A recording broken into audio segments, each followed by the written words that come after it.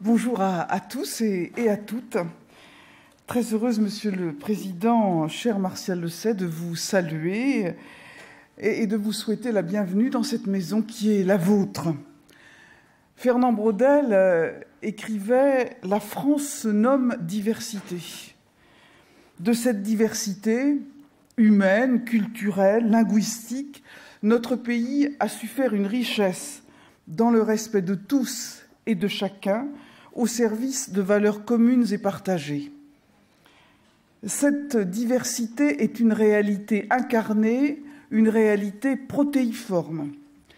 Ainsi, ce sont quelques 6 millions de personnes étrangères ou d'origine étrangère qui vivent actuellement en France sans nécessairement connaître notre langue. Par ailleurs, ce n'est pas mince en cette période de crise économique, plus de 70 millions de touristes étrangers visitent notre pays. Là encore, tous ne parlent pas le français, évidemment. C'est pourquoi, dans une Europe humaine, sociale et culturelle de plus en plus intégrée, ces mouvements de population posent de nouvelles questions, notamment sur le plan sanitaire, auxquelles nous devons apporter des réponses efficaces et adaptées. Comment aider et accompagner au mieux une personne non francophone qui rencontre sur notre sol des problèmes liés à sa santé et a besoin de soins? Quelles solutions concrètes lui proposer pour surmonter la barrière de la langue et communiquer avec elle, alors même qu'elle se trouve dans une situation inédite et souvent très angoissante? Quels outils individualisés mettre en œuvre pour favoriser le dialogue et la confiance entre le patient et le professionnel de santé? Parce qu'elle touche à la santé et à la dignité des êtres, de telles interrogations méritent d'être examinées avec la plus grande attention. Je me réjouis donc que se tienne aujourd'hui, ici, au ministère de la Santé, ce premier colloque national sur le thème de l'interprétariat en milieu de soins. Je veux remercier l'interservice migrants-interprétariat que vous présidez avec talent, cher Martial Lesay, d'avoir eu cette remarquable initiative à laquelle, en tant que ministre de la Qualité et de la Sécurité des soins, je souscris pleinement. Dans la présence d'interprètes au sein de notre système de santé, je vois un signe fort de notre volonté commune d'offrir à chacune et à chacun, quelle que soit sa langue, un égal accès à une prise en charge médicale de qualité partout sur notre territoire. Pour commencer, je veux souligner le rôle essentiel de l'interprétariat en milieu de soins pour garantir le respect des droits des patients. Et ces droits sont prévus dans la loi. Rappelons que le Code de la santé publique prévoit que, j'ouvre les guillemets, toute personne prend les décisions concernant sa santé avec le professionnel de santé et compte tenu des informations et des préconisations qu'il lui fournit et que le médecin doit respecter la volonté de la personne après l'avoir informée des conséquences de ses choix, avec le devoir de tout mettre en œuvre pour la convaincre d'accepter les soins indispensables, fermez les guillemets. Autrement dit, faut-il le rappeler, aucun acte médical ni aucun traitement ne peut être pratiqué sans le consentement libre et éclairé de la personne. Or, la prestation de l'interprète favorise le recueil de ce consentement réellement éclairé. Elle garantit aussi le respect du secret médical et la confidentialité de l'entretien entre soignants et patients. Ces principes sont fondamentaux en droit français, ils nous obligent. C'est pourquoi, dans le cas de personnes étrangères ou d'origine étrangère, maîtrisant mal notre langue, le recours à un interprète peut garantir leur pleine et réelle application. Au-delà, il en va de l'honneur d'un pays comme le nôtre, dont il nous appartient de faire vivre l'héritage humaniste au service de tous, et notamment de ceux que la barrière linguistique peut rendre particulièrement vulnérables. Ainsi, dans le domaine si spécifique de la santé, la mission des interprètes ne saurait se limiter à une simple traduction. Ne nous y trompons pas, l'interprétariat n'est pas un luxe accessoire offert aux patients, C'est une pratique qui obéit à des impératifs éthiques avec lesquels on ne saurait transiger. Qui songerait à nier l'importance cruciale d'utiliser le mot juste dès lors qu'il s'agit d'annoncer une pathologie ou d'exposer à un traitement à venir? En ce sens, les interprètes sont bien de véritables passeurs, non seulement sur le plan linguistique, mais également sur le plan technique, psychologique et bien sûr culturel. Je ne prendrai qu'un exemple. Un symptôme n'est pas perçu, ni décrit tout à fait de la même façon en fonction du contexte culturel.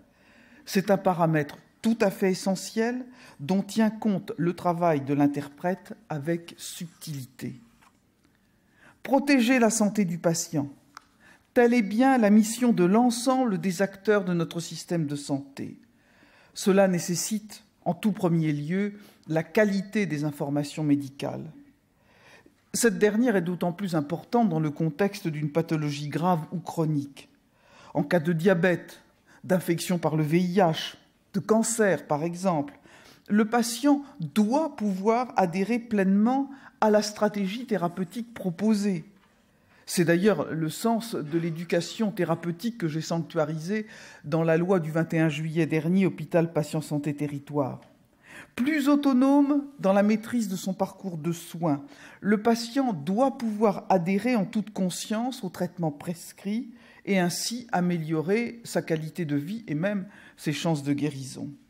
Or, sur tous ces sujets, l'interprète assure un dialogue de qualité. Par ailleurs, et c'est un autre point que je veux aborder, de tels dispositifs, outre leurs bénéfices en matière de santé, ont aussi des incidences positives en termes de coûts.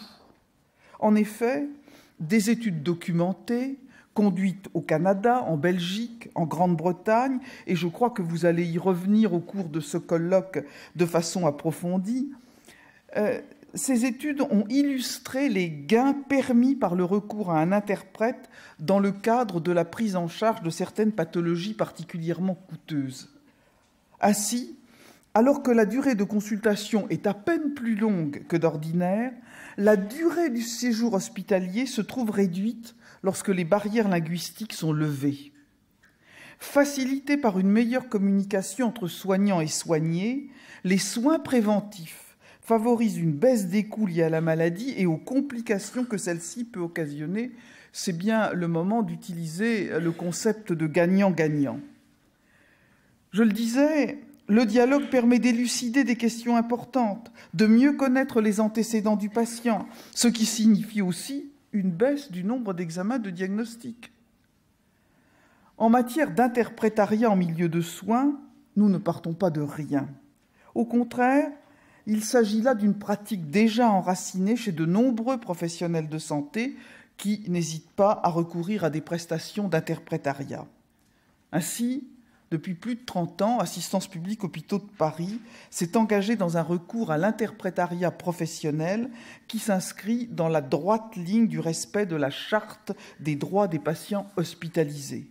Pédiatres, orthophonistes, infectiologues, psychiatres, médecins généralistes, la liste n'est pas exhaustive.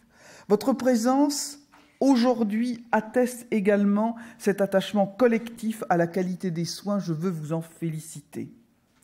Dans cette pédagogie au long cours, ISM Interprétariat a apporté une contribution majeure depuis 40 ans et je veux rendre à cet organisme l'hommage appuyé qu'il mérite.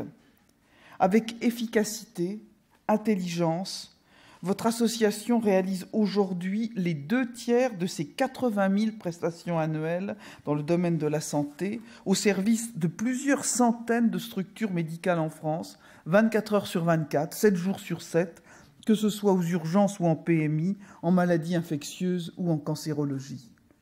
Formés et encadrés, vos quelques 300 interprètes accomplissent un remarquable travail, malgré les difficultés que celui-ci présente, et ceci, et c'est impressionnant, dans près de 100 langues et dialectes. Je sais les trésors de délicatesse et de dévouement qu'il faut mobiliser pour transmettre des nouvelles parfois douloureuses, touchant aussi bien des enfants que des adultes dont le pronostic vital peut se trouver brutalement engagé. À vous toutes et à vous tous, je veux adresser mes remerciements pour le soutien précieux que vous apportez dans ces moments délicats, tant aux patients qu'aux soignants, sans jamais vous départir de votre neutralité et de votre rigueur. Sachez tout l'intérêt que je porte à votre implication et au nécessaire développement de vos actions. Depuis 15 ans, un partenariat fécond a été également noué avec les services d'ISM Interprétariat à l'échelon national dans le cadre d'une convention pluriannuelle financée par le ministère de la Santé. Il permet aux consultations hospitalières et aux centres de dépistage de bénéficier d'une assistance linguistique pour la prévention ou la prise en charge de patients atteints de VIH, d'hépatite et de tuberculose. Enfin, dans certaines régions, ce sont des structures locales qui interviennent en partenariat avec les services déconcentrés, comme Migration Santé en Alsace ou MANA à Bordeaux, et encore d'autres ailleurs. Je profite d'ailleurs de l'occasion qui m'est donnée pour les remercier de leur action. Au-delà de ces partenariats réussis, d'autres expériences existent qui doivent être développées, soutenues et évaluées. Dans cette perspective, les agences régionales de santé, elles seront en place dans quelques jours, les agences régionales de santé doivent être encouragées à développer les partenariats entre interprètes et professionnels de santé, intervention ponctuelle d'interprètes ou même assistance linguistique plus large et plus permanente dans les services d'accueil grâce à des outils diversifiés. Toutes ces expériences doivent être mutualisées et évaluées pour ensuite permettre de développer les plus efficientes d'entre elles. En matière de formation, de recherche, d'évaluation, j'invite les universités à s'emparer de la question de l'interprétariat dans le domaine de la santé. À cet égard, je sais que la Direction générale de la santé va conduire une évaluation médico-économique sur le programme déjà en cours pour établir des recommandations à l'échelle nationale et proposer des modalités de prise en charge harmonisées sur l'ensemble de notre territoire. À l'évidence, des efforts doivent être faits pour encourager, là où ils s'expriment, des attentes, des besoins et vraiment favoriser ce recours à l'interprétariat. Ce colloque et la publication, je le sais, à laquelle ce colloque donnera lieu. Donc ce colloque et cette publication donneront aussi, à n'en pas douter, contribueront à dissiper les idées fausses de celles et de ceux qui méconnaissent encore les possibilités offertes par les prestations d'interprétariat. C'est pour toutes ces raisons que j'ai tenu à être parmi vous aujourd'hui. Ensemble, nous devons faire connaître les expériences positives qui existent déjà, soutenir celles qui naissent, lever les réticences. Né d'une mère presque entièrement privée de la parole, à laquelle il a consacré des pages bouleversantes, Albert Camus lui-même ne définit-il pas la langue comme la véritable patrie des hommes? Pour restituer à chacun sa pleine identité et sa dignité, pour permettre à chacun de comprendre ce qui lui arrive et de faire entendre sa voix, l'interprétariat en milieu de soins doit être valorisé. Il participe de l'idée que nous nous faisons de notre civilisation. J'ai mis au cœur de ma politique de santé la lutte contre les inégalités en matière de santé. Et je souhaite que la future loi de santé publique mette au cœur de ses indicateurs et de ses objectifs cette lutte contre les inégalités de santé.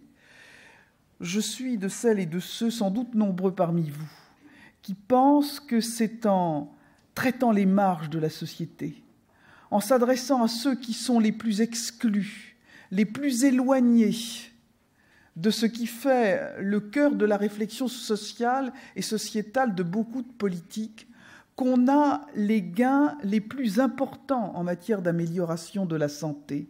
Je partage l'idée de Joseph Stiglitz qu'on ne peut pas évaluer notre PIB uniquement en des termes monétaires ou financiers. Il faut l'évaluer en matière d'amélioration du bien-être. Et c'est justement en s'adressant à ceux et à celles qui sont les plus éloignés du centre de notre société qu'on améliore cette vision humaniste, cette vision sociale de ce qui fait la richesse de la nation. Et dans ce domaine, l'interprétariat joue un rôle majeur. je voulais que vous trouviez ici ma profonde reconnaissance.